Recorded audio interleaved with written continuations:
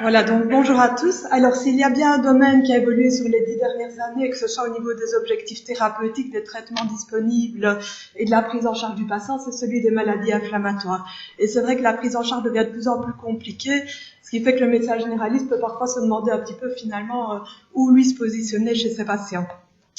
Donc le but de mon exposé, c'est ça, c'est de vous montrer qu'en fait des choses à faire, il y en a encore plein, pour essayer que tous ces malades bénéficient vraiment de la meilleure prise en charge.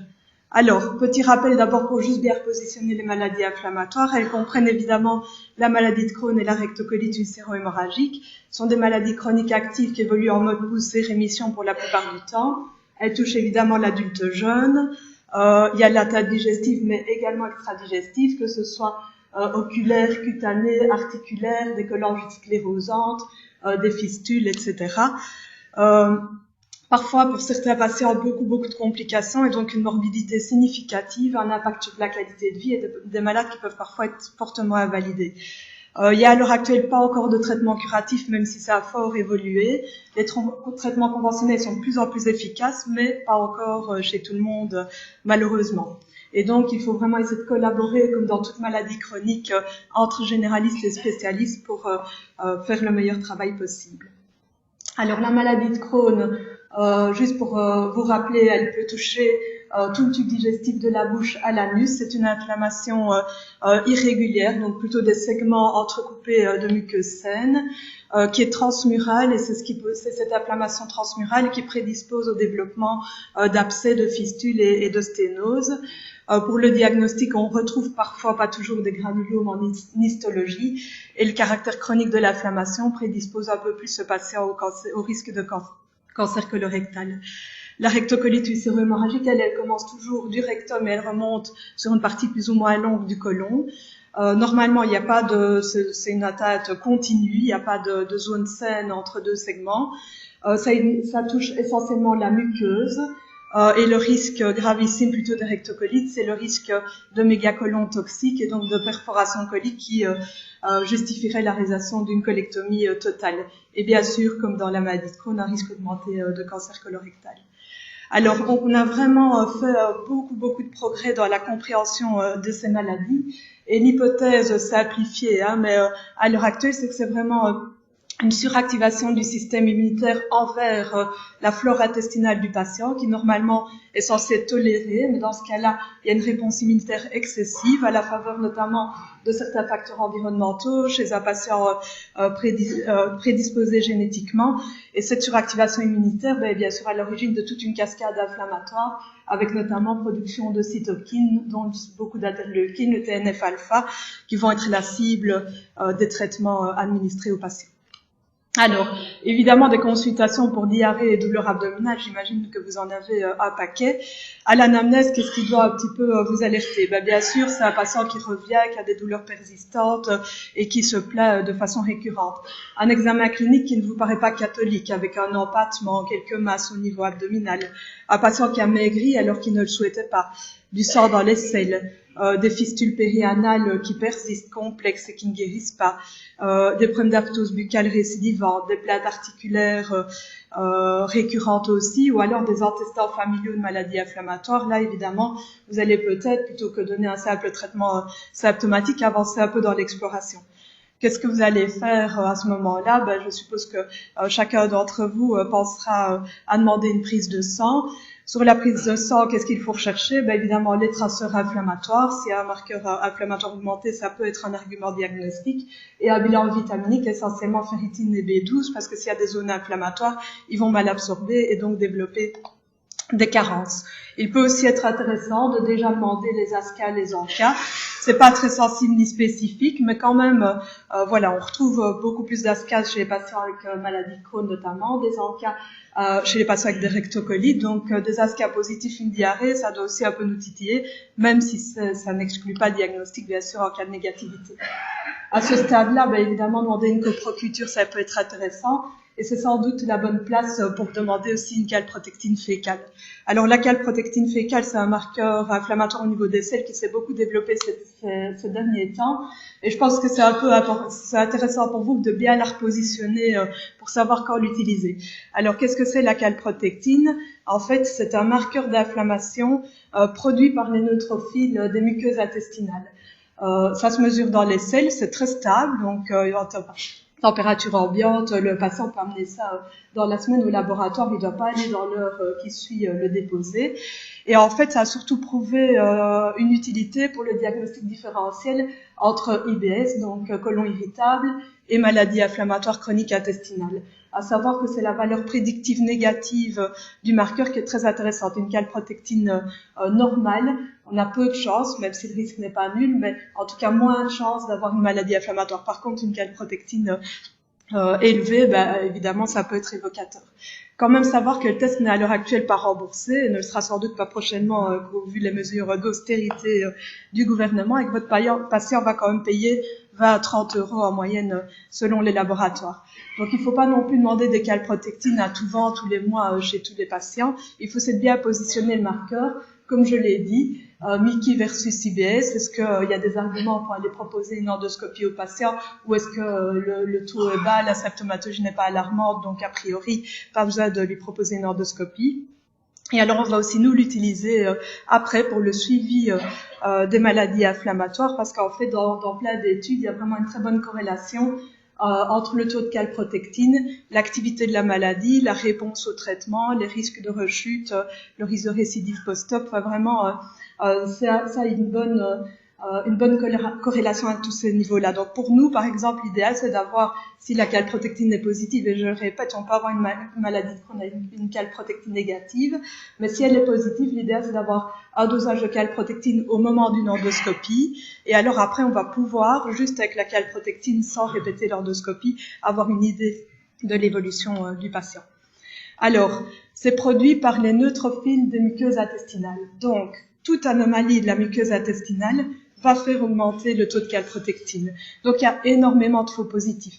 Si le patient prend des anti-inflammatoires, ça va augmenter. S'il y a un contexte infectieux, ça va augmenter. S'il y a un cancer colorectal, ça va augmenter. Donc, calprotectine augmentée ne veut pas dire Mickey à 100%, évidemment. Il y a quelques faux négatifs aussi. Donc, ça reste un indicateur, ça ne remplace pas tout. Et plutôt donc vraiment à doser douleur abdominale et diarrhée chronique. En aigu, ça n'a pas tellement de sens parce que une infection va faire augmenter une maladie, une première poussée de Crohn aussi. Donc en aigu, ça ne va vraiment aider personne pour orienter le diagnostic. Alors bien sûr, s'il y a une suspicion clinique, il faut adresser le patient au gastro-entérologue. Et qu'est-ce qu'il va faire? Une iléocoloscopie, ça reste l'examen de base pour le diagnostic, éventuellement couplé à une exploration grêle par entéro-IRM si c'est une maladie de Crohn et pour faire le bilan de l'étendue des lésions. Alors, si le patient est diagnostiqué maladie inflammatoire et qu'il vous consulte, qu'est-ce qu'il faut faire? En premier lieu, c'est vraiment bien l'interroger, se dire il est en poussée. Il y a des poussées légères, mais il y a des poussées qui sont graves et parfois compliquées. Est-ce qu'il n'y a pas quelque chose qui fait que je dois adresser mon patient soit au gastro-entérologue, soit aux urgences pour une exploration? Qu'est-ce que ça peut être dans une maladie de Crohn? C'est une suspicion d'abcès, une fistule, une symptomatologie sub- ou occlusive, ou un patient qui est particulièrement dénutri ou altéré. Pour la rectocolite, ce qu'il faut guetter, c'est vraiment les poussées sévères et les colites aiguës graves, parce que là, il y a vraiment une menace pour le côlon et il faut agir rapidement. Et en général, c'est alors un nombre de selles extrêmement élevé, 10 selles par jour avec du sang d'éclair, un patient qui peut même être tachycarde, hypotendu ou fébrile. Idéalement, il ne faut pas attendre ce stade-là pour l'adresser, mais donc si vraiment le nombre de selles est important, il faut se méfier dans les rectocolites. Il faut savoir qu'en cas de poussée, je vais en parler après, il y a souvent des surinfections par Clostridium difficile et CMV, et que c'est une des causes de poussée. Donc, avancer dans ce bilan-là peut nous aider, nous, quand on voit le patient en consultation. Et alors surtout, à l'ère actuelle, avec tous les nouveaux traitements disponibles, il ne faut plus du tout avoir le réflexe poussée corticoïde. Je ne dis pas que les corticoïdes n'ont plus de place chez ces patients, mais il ne faut pas multiplier, si possible, les cures de corticoïdes quand on a d'autres alternatives. Et quelles sont les autres alternatives? En général, c'est soit des corticoïdes à action topique. Il y a budesonide ou le clipper, enfin il y a plusieurs molécules disponibles, soit en fait à l'heure actuelle on essaie en général d'abord d'optimaliser le traitement que le patient a déjà en traitement de fond.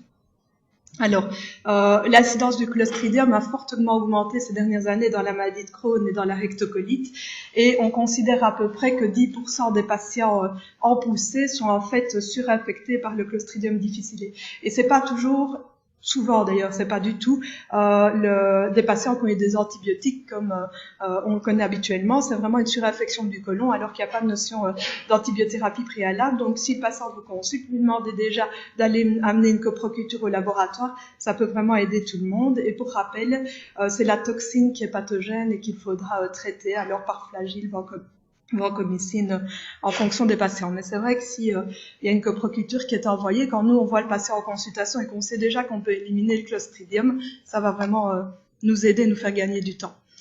Alors, ils ont aussi vraiment tendance à surinfecter leur côlon avec du CMV. Ça, en général, vous allez moins le rencontrer parce que c'est surtout dans les rectocolites et surtout les poussées sévères corticorésistantes, donc ils vont bien souvent être hospitalisés. Mais voilà, j'avais envie d'en toucher un petit mot. Ça peut être une primo-infection ou une réactivation. Et comment est-ce qu'on va faire le diagnostic? Par une sérologie sanguine. Si on voit apparaître des IgM alors que le patient n'avait jamais été en contact avec le CMV, c'est qu'il est en train de se primo-infecter. Si par contre il était déjà immunisé, pour chercher une réactivation, alors il faut plutôt faire une PCR sur le sang ou une étude immunohistochimique sur les biopsies coliques avec recherche d'inclusion, même si parfois c'est difficile d'avoir des résultats positifs dans ces cas-là. Et alors, évidemment, il faut traiter en priorité les surinfections avant de donner des corticoïdes ou autre chose. Alors, c'est important que vous compreniez, pour pouvoir l'expliquer aux patients, les stratégies thérapeutiques actuellement mises en place dans les maladies inflammatoires. C'est un traitement qu'on doit envisager sur du long terme, évidemment, puisque c'est une maladie chronique. Le but, c'est évidemment la normalisation de la qualité de vie, mais aussi d'essayer de changer l'histoire naturelle de la maladie et notamment d'éviter les complications, surtout d'éviter les chirurgies. Le traitement doit être personnalisé, donc on va malheureusement parler de phénotype dans les BPCO, c'est pareil dans les maladies inflammatoires, il y a vraiment une multitude de phénotypes pressentis et donc on ne va pas savoir reproduire une façon de fonctionner qui marche chez chaque patient. Ça va dépendre de la localisation de la maladie, des traitements reçus, de la tolérance, etc. Des caractéristiques du patient, évidemment. On va pas traiter de la même façon un adolescent ou un vieux patient de 80 ans bourré de comorbidités cardiaques notamment. Et donc, les objectifs ont évolué, glissant d'une amélioration symptomatique et de ce qu'on appelait simplement la rémission clinique à une rémission soutenue qu'on documente en fait par la présence d'une cicatrisation muqueuse endoscopique. Donc ça, c'est vraiment le but qu'on cherche à atteindre maintenant, c'est d'avoir une cicatrisation muqueuse. Donc même si le patient ne va pas bien, il faut essayer de lui faire comprendre qu'il doit se soumettre à des contrôles parce qu'il peut aller bien et garder des lésions au niveau de ses muqueuses. Et nous, alors, on va essayer de chercher encore une amélioration au niveau de son traitement de fond parce que la cicatrisation muqueuse a clairement été associée à un meilleur taux de réponse clinique, mais surtout plus faible taux de rechute, d'hospitalisation, probablement de cancer colorectal et surtout plus faible risque de chirurgie avec une diminution du taux de colectomie dans les rectocolites. Et dans la maladie de Crohn, si on instaure le traitement suffisamment tôt, on casse cette évolution naturelle quasi inéluctable vers la chirurgie et on espère alors aplatir ce risque chirurgical. Donc c'est important de faire comprendre aux patients qu'il doit être suivi et si possible compliant au traitement. Alors, les traitements disponibles, ça s'est fortement développé ces derniers temps. Bien sûr, il y a tout ce qui est traitement symptomatique, antibiotiques, corticoïdes pour les poussées, systémique ou topique, ça on peut discuter. Et puis alors, le patient va devoir avoir besoin d'un traitement de fond. Alors, si c'est une maladie légère, ça reste assez simple, c'est les aminosalicylates. Par contre, pour tous les autres, maintenant, on est vraiment dans le boom des immunomodulateurs, que ce soit immunosuppresseurs ou agents biologiques. Et là, souvent, les plus souvent rencontrés, c'est la cis-mercaptopurine, c'est le purinétol, l'azatioprine, c'est l'imurand, le méthotrexate. Et pour les biologiques, il y a les anti-TNF-alpha, Remicade, Humira et Saponic, que je n'ai pas repris ici. Et des anti-intégrines, ça fait un an à peu près que c'est commercialisé, qui s'appelle Antivio, je vais vous en parler après. Alors évidemment, là, le choix du traitement de fond, c'est devenu tellement compliqué que c'est du ressort du gastro-entérologue de savoir quelle molécule pour quel patient. Et comment est-ce que le gastro-entérologue va agir? En règle générale, il a un peu deux stratégies. Il y a une stratégie step-up, donc c'est plutôt escalier. On va commencer du traitement le plus facile et le mieux toléré en général, en montant vers les immunosuppresseurs, puis les biologiques, puis dernier recours la chirurgie. Donc on va vraiment essayer d'escalader en fonction des réponses et puis de s'arrêter au palier qui convient aux patients. Ça, c'est ce qu'on fait en général dans les maladies de Crohn légères ou dans les rectocolites qui ne sont pas en poussée aiguë grave. Et puis alors on a une deuxième façon de procéder, c'est plutôt top-down, et là c'est plutôt pour les maladie de Crohn sévère où on va en fait taper fort au début, quitte à désescalader si ça va bien, mais pour essayer vraiment de couper court à cette cascade inflammatoire qui peut parfois être assez terrible.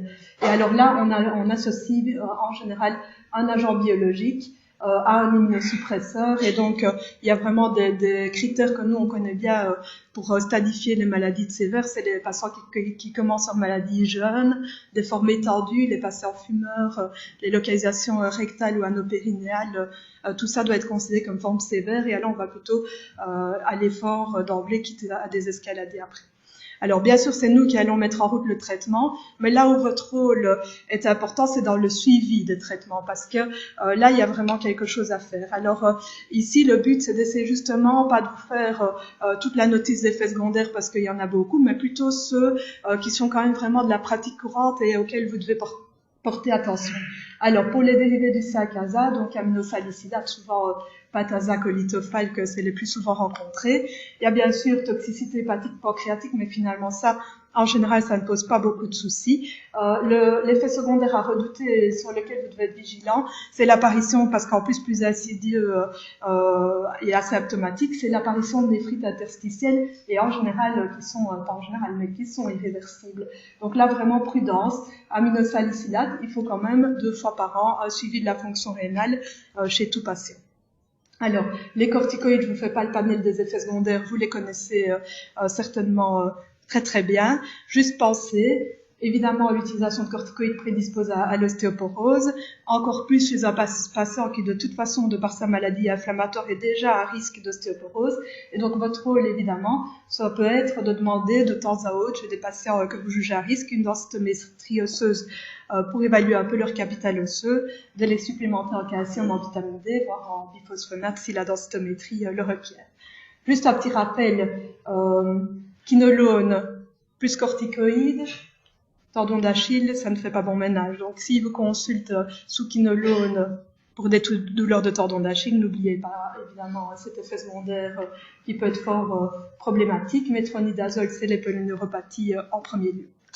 Alors, pour les immunosuppresseurs, on a 2 catégories qu'on utilise dans les maladies inflammatoires, l'éthiopurine et le méthotrexate. Donc, azathioprine, c'est Imuran, cismercaptopurine, c'est le purinétol, c'est kiff-kiff, ça agit de la même façon. Effet secondaire très fréquent, quand même 3% des patients, c'est l'apparition de pancréatite. En général, 3 à 4 semaines après la mise en route du traitement. C'est pas quelque chose qui apparaît plus tard, c'est assez rapide. Donc, si on vient d'instaurer une thiopurine chez votre patient et qu'il se plaint de vive épigastralgie, ben, il peut faire une pancréatite, il faut lui demander un bilan biologique. Toxicité hépatique, donc de temps en temps un suivi des tests hépatiques, et surtout toxicité hématologique. Et donc quand on instaure un traitement par thiopurine, normalement le gastro-entérologue vous informe et informe le patient qu'il faut faire des suivis biologiques vraiment très rapprochés au début. C'est toutes les semaines, tous les 15 jours maximum pendant les 2 premiers mois. Et puis alors après on peut espacer, mais de toute façon c'est des patients qui doivent au minimum tous les 3 ou 6 mois avoir un suivi biologique systématique. Les études ont, semble-t-il, montré un petit risque augmenté de lymphome et de cancer cutané chez ces patients-là. Et donc, vous pouvez aussi les sensibiliser à être suivis, notamment au niveau dermatologique, et surtout les informer aussi qu'en cas d'exposition solaire, ils risquent des ennuis. Et donc, bonne protection solaire conseillée chez ces patients. Alors, c'est très bien, on a parlé d'hyperuricémie et d'allopurinol. Alors, sachez et n'oubliez surtout pas, allopurinol et thiopurine, ça peut mener à des catastrophes. Ça peut vraiment donner des toxicités hématologiques graves, des aplasies. Donc, c'est des traitements, l'allopurinol qu'on banalise et qu'on prescrit peut-être facilement, mais vraiment contre-indication absolue avec les thiopurines. Alors, le méthotrexate, toxicité hématologique bien sûr, hépatite aussi, donc pareil, un suivi de prise de sang de temps en autre. Effet tératogène, vous le savez bien, que ce soit pour la femme ou pour l'homme, mais donc votre rôle, c'est sensibiliser à la contraception et bien veiller que le patient soit conscient qu'il ne peut pas procréer sous méthotrexate. S'il y a des problèmes de fièvre et de dyspnée, il peut aussi exister des problèmes de pneumopathie, d'hypersensibilité sous méthotrexate, donc ça doit éventuellement conduire à une consultation spécialisée. Pareil, interaction médicamenteuse, Bactrim, méthotrexate, ça fait pas bon ménage. Alors, les biologiques disponibles actuellement dans les maladies inflammatoires, c'est les anti-TNF, donc qui bloquent le TNF-alpha produit par cette cascade inflammatoire. Il y en a 3 disponibles, c'est plus du domaine du spécialiste. Et alors, petit nouveau, si je peux dire, depuis 1 an, mais les études, évidemment, on le connaît maintenant depuis 6 à 7 ans, c'est l'antibio, le vedolizumab, c'est un anti-alpha-4 bêta-7 intégrine. Alors, c'est un petit peu compliqué, mais globalement, ça va bloquer, c'est un anticorps monoclonal qui va bloquer la migration lymphocytaire au niveau des muqueuses intestinales. Alors, ça, c'est juste pour votre information. Si vous êtes curieux pour savoir les anti-TNF et leur mécanisme d'action, les de forme sous-cute et le Remicade en IV, l'antivio, donc le dernier, c'est en IV aussi, les posologies, mais ça, c'est plutôt du ressort du gastroentérologue. Alors, qu'est-ce qu'il faut savoir quand ils sont sous anti-TNF? Et a priori, pour le dernier arrivé, donc l'antivio, le profil de sécurité d'après les études a l'air d'être peut-être supérieur aux anti-TNF, mais comme on n'a quand même pas énormément de recul, pour le moment, les recommandations elles sont les mêmes que pour les anti-TNF, donc on peut extrapoler les effets et les précautions aussi. Donc, le risque essentiel sous anti-TNF, c'est le risque infectieux. Donc, on a quand même vu dans les différents registres réalisés un risque d'infection un peu augmenté chez les patients traités avec des biologiques, et donc il faut leur conseiller de consulter en cas de fièvre. Ils ne doivent pas nécessairement arrêter d'emblée tout traitement, mais ils doivent consulter. Il faut les traiter comme n'importe quel autre patient, sauf qu'il faut peut-être être un petit peu plus vigilant pour voir si l'évolution est favorable ou pas. En cas de combothérapie, ce qu'on appelle combothérapie, donc c'est immunosuppresseur en plus de l'anti-TNF, le risque infectieux augmente encore un petit peu plus. Alors, comment le prévenir? Nous, on a une checklist, je vais dire, avant de débuter la biothérapie qu'on applique en général systématiquement. Le but étant essentiellement d'exclure une infection active et notamment une tuberculose latente qui pourrait se réactiver avec l'anti-TNF, une hépatite B qui ne serait pas connue et qui pourrait flamber sous anti-TNF. Donc, il faut vraiment essayer de screener les patients, et c'est pour ça parfois qu'on va les envoyer vers vous pour réaliser une intradermoréaction à la tuberculine notamment. Alors, du coup, puisqu'il y a un risque infectieux un peu augmenté, on va jouer sur la prévention. Et on a déjà parlé aussi de vaccination tout à l'heure. C'est pareil chez ces patients, il faut les vacciner. Je vais vous dire après les vacciner pourquoi. Alors, l'idéal, en fait, et le bon réflexe que vous pourriez avoir, c'est que tout patient diagnostiqué Crohn ou rectocolite, il faut d'emblée essayer de savoir un peu où il en est au niveau vaccination et le mettre en ordre au diagnostic. Pourquoi? Parce que si on attend l'immunosuppresseur ou l'anti-TNF, on va être un peu plus embêté. On peut le vacciner sous traitement, mais l'efficacité du vaccin va être moins bonne. Et surtout aussi, on ne peut pas utiliser les vaccins vivants atténués. Donc, il faudra faire attention. Donc, l'idéal, ce sera en fait, quand on est encore au stade du Saint-Casa ou que sais-je, de les mettre, en ordre. Comme ça, on n'en parle plus pour la suite de leur maladie. Alors, vacciner, oui, mais pourquoi? Il y a des recommandations européennes qui sont claires. Systématiquement, pneumocoque, selon le même schéma qu'on a évoqué tout à l'heure, pour tout patient, donc tout patient maladie inflammatoire, la grippe et hépatite A et B s'ils n'ont pas de séroconversion. Il faut savoir où ils en sont au niveau varicelle, RRO, etc. Imaginons quelqu'un qui n'a jamais fait la varicelle, une jeune maman varicelle négative chez qui on met un anti-TNF, son enfant fait la varicelle, elle développe une varicelle sous traitement, ça peut être une catastrophe.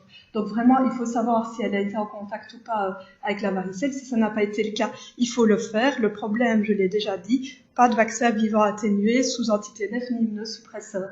Donc là, il va falloir faire une fenêtre thérapeutique pour permettre la vaccination et puis après reprendre le traitement.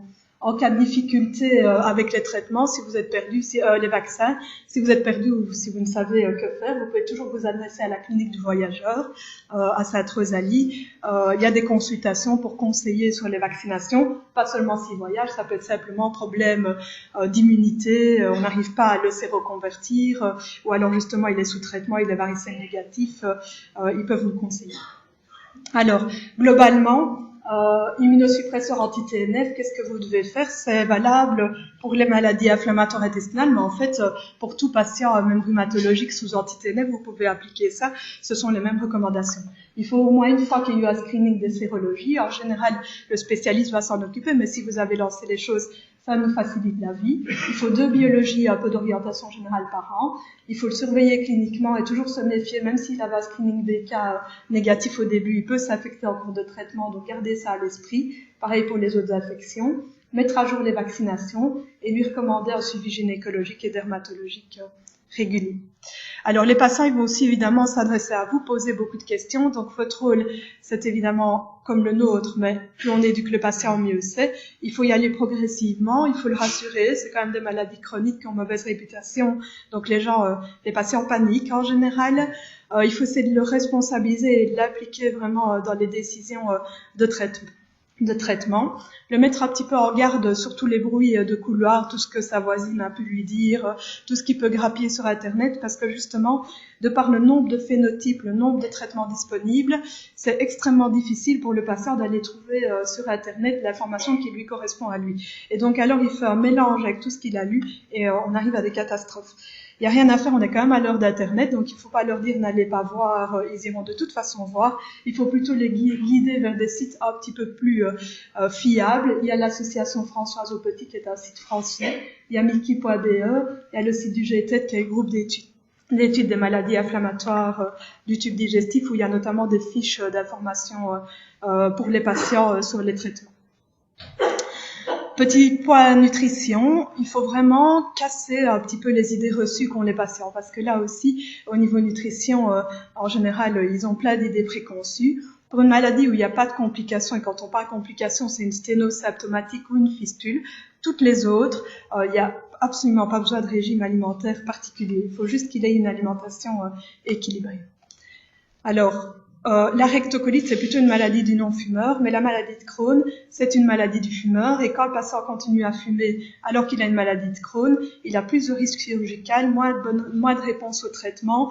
En général, c'est vraiment des patients beaucoup plus compliqués à traiter. Donc, il faut vraiment essayer de le motiver à arrêter de fumer par n'importe quel moyen. À la Citadelle, il y a le centre d'aide aux fumeurs où il y a différentes possibilités, mais tous les moyens sont bons tant qu'il arrête de fumer. Juste pour votre information, parce que c'est des patients jeunes, donc ils vont peut-être vous interpeller par rapport grossesse, etc. Qu'est-ce que je peux faire? Il faut aussi les rassurer. La fertilité, globalement, elle est la même qu'on ait une maladie inflammatoire digestive ou non. Ce qu'il faut vraiment leur faire comprendre, c'est que le facteur pronostic pour qu'une grossesse se passe au mieux, c'est de la programmer alors que le patient est dans une phase de rémission.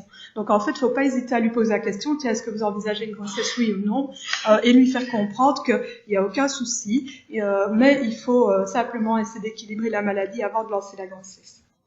En général, l'accouchement peut avoir lieu par voie basse, sauf s'il y a une forme périnéale ou des anastomoses basses qui risqueraient des soucis en cas de déchirure, notamment périnéale. Pour le risque de transmission, si un parent est porteur de la maladie, il est de l'ordre de 1 à 3% pour la maladie de Crohn et 1% pour la rectocolite. On ne va pas rentrer dans les détails, mais il ne faut pas que les patients prennent peur des traitements et des grossesses, parce que comme c'est une maladie qui touche l'individu jeune, c'est une des maladies où on a aussi le plus de données sur l'utilisation des traitements pendant la grossesse, et il y a des recommandations très claires publiées notamment par l'Écosse et l'European Crohn and Colitis Organization, et qui nous dicte et qui nous guide dans ce qu'on peut faire.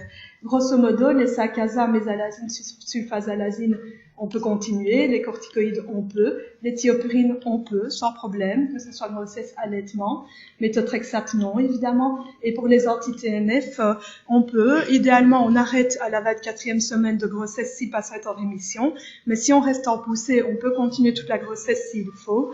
Il y a juste qu'à ce moment-là, il y a un passage transplacentaire qui fait qu'il ne faudra pas vacciner les nouveau-nés avant l'âge de 6 mois, 1 an même. Mais donc, il faut leur dire, c'est pas parce que vous êtes enceinte que crac, il faut tout arrêter, il faut en discuter, et surtout, le facteur en fait péjoratif en cas de grossesse, c'est d'être en poussée. C'est pas tellement les traitements, c'est une poussée en cours de grossesse. Alors en conclusion, ben voilà, j'espère que vous êtes convaincus maintenant qu'il y a beaucoup de rôles à jouer et bien sûr, je suis disposée à répondre à vos questions et vous pouvez toujours nous contacter aussi dans les prochains jours ou prochaines semaines s'il y avait quoi que ce soit à éclaircir.